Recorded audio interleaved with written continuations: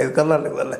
ಯಾಕಂದರೆ ಇಲ್ಲಿ ಏನಾದರೂ ಸಪೋಸ್ ಏನೇನೋ ಇವತ್ತು ಮೀಡಿಯಾದಲ್ಲಿ ಬರ್ತಾ ಇದ್ದಾವೆ, ಮತ್ತು ಈಗಾಗಲೇ ಮೀಡಿಯಾದ ಬಗ್ಗೆ ಸೂಕ್ಷ್ಮ ಟೀಕೆಯನ್ನು ಸಹಿತ ನಮ್ಮ ಸತೀಶ್ ಅವ್ರು ಮಾಡಿದ್ದು ನಾವು ಗಮನಿಸ್ಬೇಕಾಗ್ಯದ.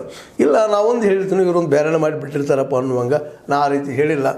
ಡಿ ಕೆ ಶಿವಕುಮಾರ್ ಅವ್ರನ್ನ ಅಧ್ಯಕ್ಷರಿಂದ ಇಳಿಸಂತ ಹೇಳಿಲ್ಲ, ಅವ್ರು ನೇರ ವಾದ ಮಾಡಿದ್ದಾನು. ನಾನು ಬದಲಾವಣೆ ಆಗಬೇಕು, ಹೈಕಮಾಂಡ್ ಹೇಳಿತ್ತು ಅಂತ ಹೇಳಿದ್ದೀನಿ ಅಂತೇಳಿ ಅದ್ರ ಬಗ್ಗೆ ಕ್ಲಾರಿಫಿಕೇಷನ್ ಸಹಿತ ಈಗಾಗಲೇ ಕೊಟ್ಟಿದ್ದಾರೆ. ಅವ್ರಿಗೂ ಗೊತ್ತದ ತಮ್ಮ ಲಿಮಿಟ್ಸ್ ಆ್ಯಂಡ್ ಅನ್ಲಿಮಿಟೆಡ್ಸ್.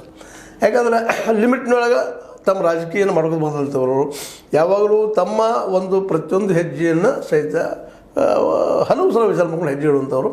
ಅದಕ್ಕಾಗಿ ತುರ್ತು ಮಾತ್ರ ಇದು ಮೋಸ್ಟ್ಲಿ ನಾವು ಮಾಧ್ಯಮದವ್ರು ಹೇಳುವಾಗ ದೊಡ್ಡದಾಗಿ ಸ್ಫೋಟ ಆಗ್ತದೆ ಅಂತ ಅನ್ನಿಸ್ತಾ ಇಲ್ಲ.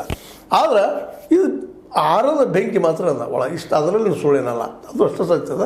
ಆದರೆ ಸ್ಪೋರ್ಟ್ ಆಗಿ ಇವತ್ತು 60 ಜನ MLAಗಳನ್ನು ತೆಗೆದುಕೊಂಡ ಬಿ ಜೆ ಪಿಗೆ ಇವ್ರು ಹೋಗ್ತಾರ ಅನ್ನುವಂಥ ಮಾತನ್ನು, ಅದಕ್ಕೆ ರಮೇಶ್ ಜಾರಕಿಹೊಳಿ ಅವರು ಸಪೋರ್ಟ್ ಮಾಡ್ತಾರೆ ಅನ್ನೋದನ್ನಾಗಲಿ, ಯತ್ನಾಳ್ ಹೇಳ್ತಿರೋಂಥ ಮಾತುಗಳನ್ನಾಗಲಿ ಯಾರ್ಯಾರೋ ತಮ್ಗೆ ಯಾವ ರೀತಿ ಬೇಕಾದ ಅನಾಲಿಸಿಸ್ ಮಾಡ್ತಾ ಇದ್ದಾರೆ.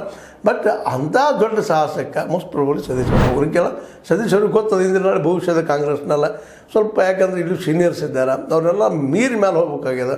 ಈಗೇನಾಗಿದೆ, ಡಿ ಕೆ ಶಿವಕುಮಾರ್ ಅವರು ಮೂಲತಃ ಅವ್ರಿಗೆ ಗೊತ್ತಿದ್ದ ವಿಷಯ, ಮೊದಲಿಂದೂ ಕಾಂಗ್ರೆಸ್ಸರಾಗಿದ್ದಾರೆ, ಇವತ್ತು ಕಾಂಗ್ರೆಸ್ಸಲ್ಲಿದ್ದಾರೆ. ಅವರಿಂದು ಹಲವು ತಪ್ಪುಗಳಾಗಿದ್ದಾವೆ, ಅವ್ರ ಮೇಲೂ ಆರೋಪಗಳಿದ್ದಾವೆ ಸಾಕಷ್ಟು.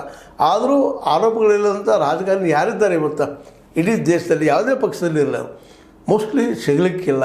ಈಗೇನು 543 MP ಗಳು, 224 MLAಗಳು ಕರ್ನಾಟಕದಲ್ಲಿ, ಯಾರ ಮೇಲೆ ಆರೋಪಗಳಿಲ್ಲ? ಎಲ್ಲರ ಮೇಲೆ ಒಂದಿಲ್ಲ ಒಂದು ಆರೋಪಗಳು ಇದ್ದಾವನ, ಒಂದು ಅಲ್ಲಿ ಏನಪ್ಪ ಅಂದ್ರೆ ಅವ್ರ ಬಗ್ಗೆ ಒಂದಿಷ್ಟು ಯಾರೂ ಇಲ್ಲ, ಅವ್ರ ಬಗ್ಗೆ ಒಂದಿಷ್ಟು ವಿರೋಧಿ ಮಾತುಗಳಿದ್ದಾವನ. ಇದರ ಅರ್ಥ ಏನಪ್ಪ ಅಂದ್ರೆ ಅದು ಎಲ್ಲನೂ ಒಡೆದು ಹೋಗಿಬಿಡ್ತದೆ ಆಗ್ತದೆ ಅಂತ ಏನಲ್ಲ. ಅದಕ್ಕಾಗಿ ಈ ಎಲ್ಲ ನೆರಗಟ್ಟೆಲ್ಲ ಡಿ ಕೆ ಶಿ ಅವರಾದರೂ ಸಹ